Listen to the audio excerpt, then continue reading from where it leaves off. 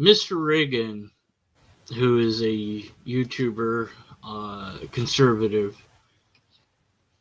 is has a video up called "Is Transgenderism a Mental Illness?" in which he says yes, he thinks it is. He then goes to say that perhaps being gay and or bisexual is some sort of thing that satisfies some sort of mental issues that people have. Well, uh, that might be a step too far.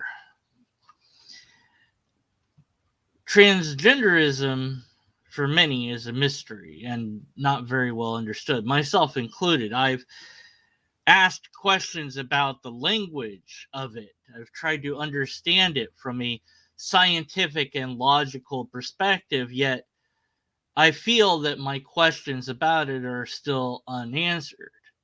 Of course, I'm told to look into it for myself, and I have, but there doesn't seem to be any clear answers about this particular phenomenon, at least to my satisfaction. Calling anything a mental illness is somewhat a problem in that it makes it seem unnatural.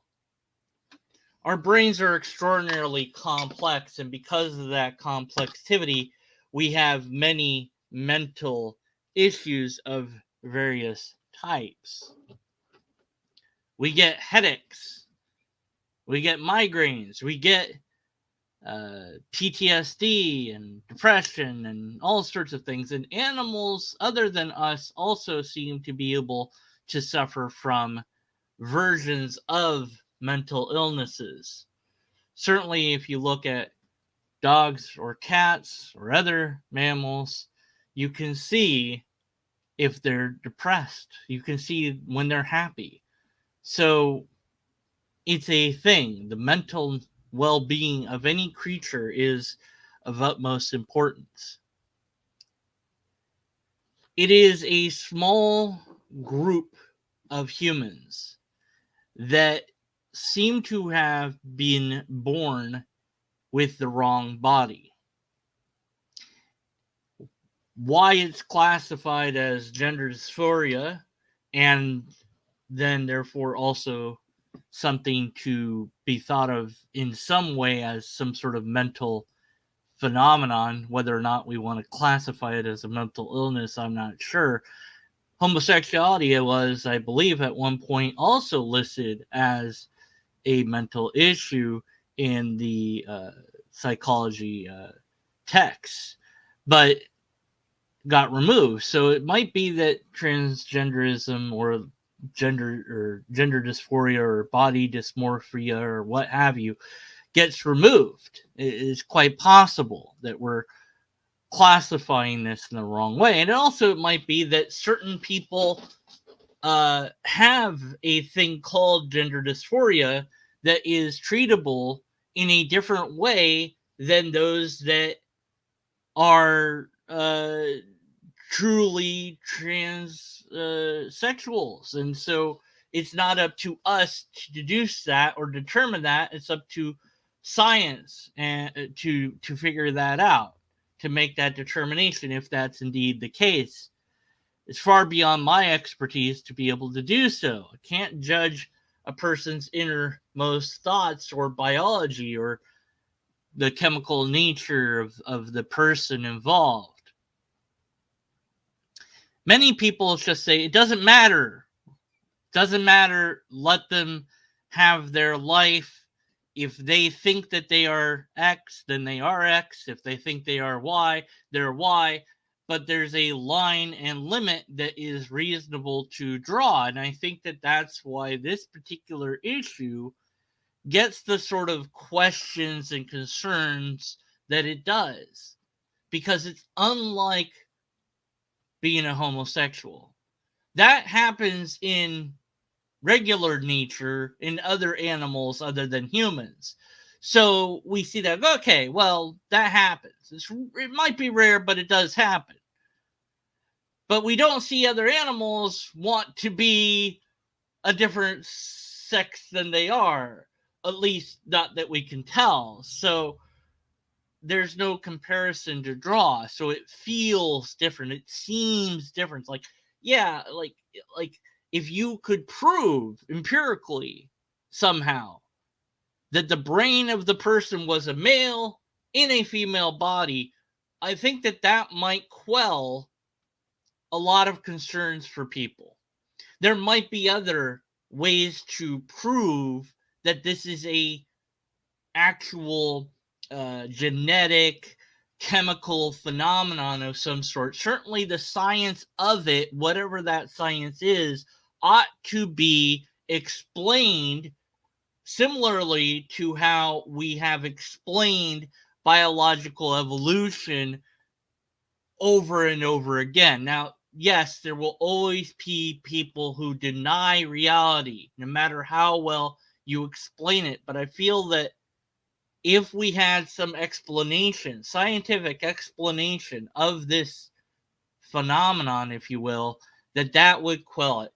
And that kind of happened for homosexuality for a while. I remember way back when it first like came to be a thing, like that people were suddenly talking about it, and growing up with that like being mentioned more, and then the AIDS scare happened, and all these things happened rather quickly, and trying to understand what was going on. And I was just freshly out of the military when the don't ask, don't tell idea was put into place by Bill Clinton.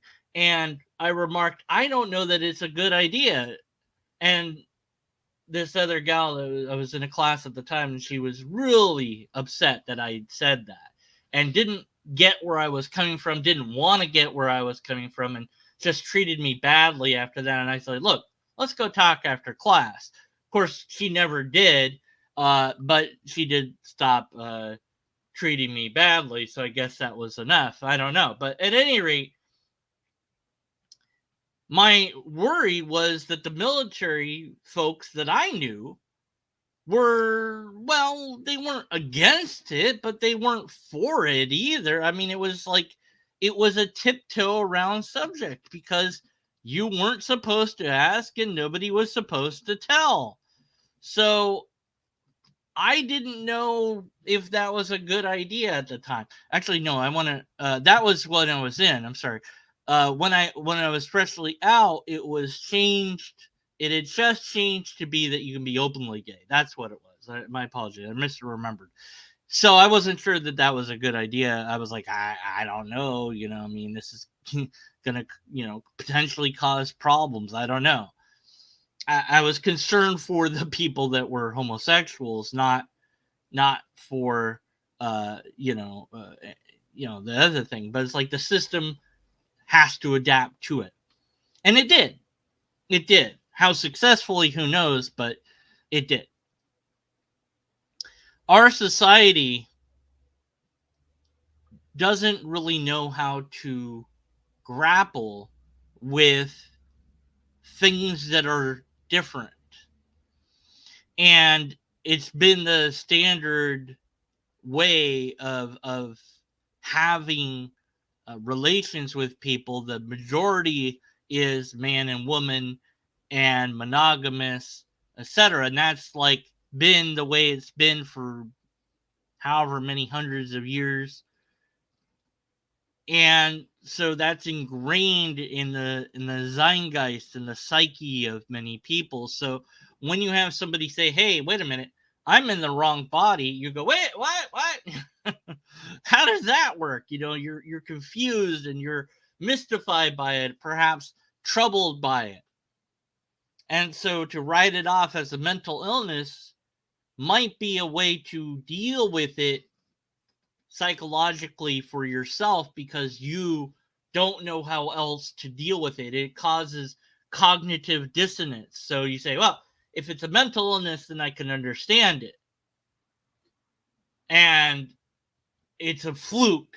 It's not a thing that happens. It's not something that could happen to me. Of course, everyone thinks that unless it does happen to you. But my understanding, as shallow as it is, of transgender stuff is that the person goes to a psychologist or psychiatrist and tells them their background, and there's thorough questions asked and so on and so forth. But I have heard the other side of this, where people seem to be pushing for no questions to be asked. That if somebody says that they're a girl, then they're a girl. If they say they're a boy, they're a boy, even when they're a kid. And then puberty blockers and all this. And I'm like, well, isn't all that a bit too far? And then, like, well, how old? Like, we've got 5-year-olds that are saying, I'm a girl. And it's like, yes, you're a girl. And everybody's supposed to not question that, as if a 5-year-old can make such a choice in life.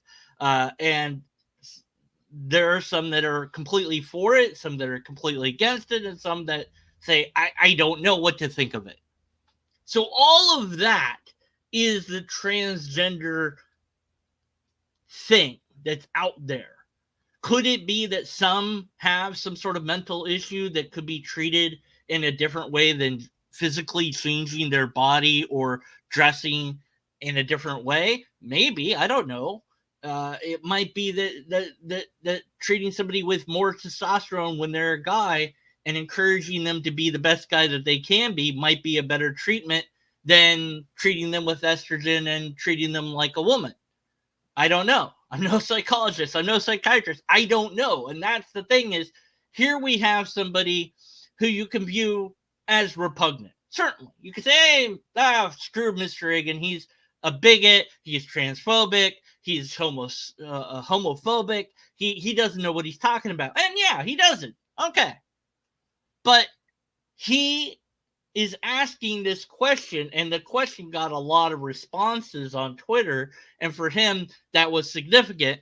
And I don't know how significant it is, but the question, is it a mental illness? Well, I don't know. Is it?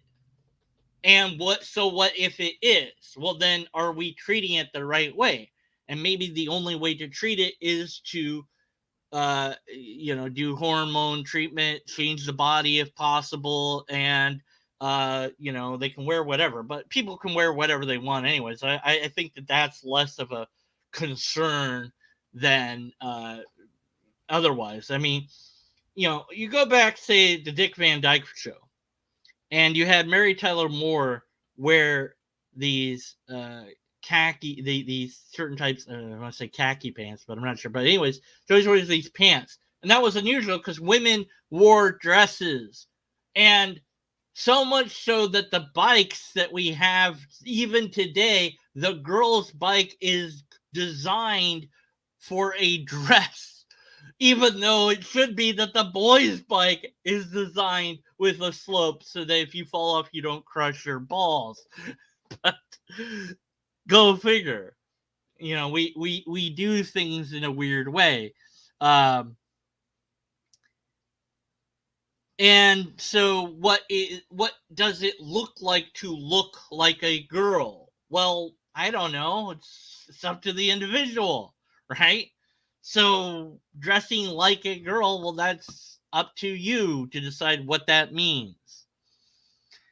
And so is dressing like a guy. That's kind of up to you to decide what that means. And it's an expression of you. And it's not for anyone else. It's for you, right?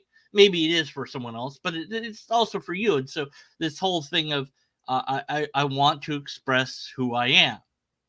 And I also want to be accepted as I am, for who I am, flaws and all, if it is indeed a flaw, which I don't think it is. And I understand that very much. I know that there are people who don't understand me, don't want to understand me, don't want to have anything to do with me, etc. Yeah, that's life. That's how it is. We want to be understood. We want to be accepted. And so the transgender person simply wants to be accepted, and we should accept them, even if it was a mental illness, which I don't know that it is, and I don't think it's right to frame it that way because it's too narrow of a view. It isn't broad enough. It narrows down the scope into one thing, and that's not complicated. So I get super skeptical when things are too simple, because dealing with humans is difficult and weird. We're complicated as bleep. I do think there is a biological way within science to define woman and to define man and to define whatever other category we might come up with scientifically, where it says within this range, you are this, and it's arbitrary. And that's how it is, because that's just how science is sometimes. We have to draw a line somewhere and say, if you have this many chromosomes and you have these features, then you're this. And if you have this many, then you're that. And if you have a mix of both, then you're some other thing. And that's a scientific definition that we say, that's it. That's what it means to be a man. That's what it means to be a woman, scientifically speaking. And that might maybe calm some people down, or be a good rebuttal point to people that say, hey, what about this? Hermaphrodite has fascinated me for a long time. I was like, I want to meet a hermaphrodite. I was like, they would know what everything is like. Well, that's kind of ridiculous. Maybe they wouldn't. What's it like to be that? That's amazing. Like, somebody could be both. Then it's like, well, but that's not really how it is, maybe. Or maybe it is. I don't know. Maybe they wouldn't have any great insight, or maybe they would. I don't know. But it's interesting, because it's something about humanity that's extremely rare. But for some, the rareness and uniqueness of something is frightening. In certain places in Africa, they will kill somebody who is born completely white, not a Caucasian, but an albino, and they'll eat them. There's like all sorts of beliefs regarding albinos. So why? Well, because that individual is unique and rare and perhaps feared, and also in a way, elevated to this higher status. Like, if we eat them, we gain all these powers, which is ridiculous, but that's what people believe, because that person is very different. So it's a risk that all of us have to some degree when we say, hey, I'm different. I'm raising my hand and I'm letting everybody know I am different. And then I guess the question is, well, why? Why does it matter? Why do people have to come out of the closet? Why can't they just who cares? Why can't they keep it to, like, I don't go announcing I'm heterosexual everywhere. What's the big deal? Who cares if you're homosexual, right? This was a big question that was asked back in the 80s, 90s era. I don't know that it was ever answered per se, but I think the feeling was, the main thought was, people need to just live their lives. Let them live their lives. And it's not a choice, because why would anyone choose to suffer the sort of persecution that they're suffering from being openly gay? And it's like, yeah, it's not a choice. I mean, this is not something that they choose to do. It's something that you're just attracted to who you're attracted to, and you can't help it. And then, of course, some people go, well, then the pedophiles, what about them? It's like, well, that's a whole nother topic. And it might be that, yeah, they are attracted to who they're attracted to. And it might also be, we classify that as a mental issue. And the reasoning for that is well, it's different from the norm, but maybe that's not a good reason to classify things as a mental issue. Maybe there needs to be more to it. Certainly, we have to do something about it because we don't want people to abuse younger people. Okay, so it's a different sort of thing. It's a different category. But people put it all together because that's easier to understand. It's easier to deal with if it's all one big phenomenon. Like, look, God said male and female, and God said man and woman, and that's what marriage is. And I don't want the government to be involved in marriage, and and I also, by the way, I really don't want gay people to be married, but that's just, but then if government's not involved in marriage, then, well, I don't know what they'll do, but I don't care anymore because I don't have to consider it marriage. Whatever, I don't know. And I'm like, dude, just get over yourself. What consenting adults do with themselves or other consenting adults is nobody's business, including body modification.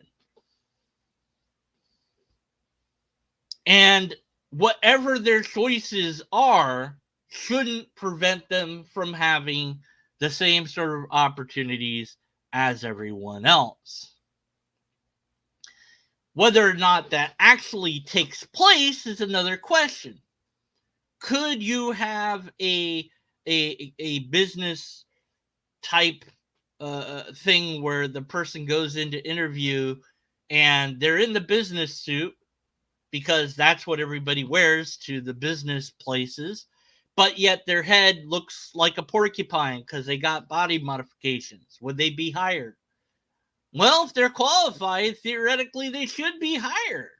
But in practice, they might not actually be hired, and then they have to try to sue and prove that they weren't hired because of their looks and for no other reason. And whether they win that lawsuit or not, who knows? It's a uphill battle.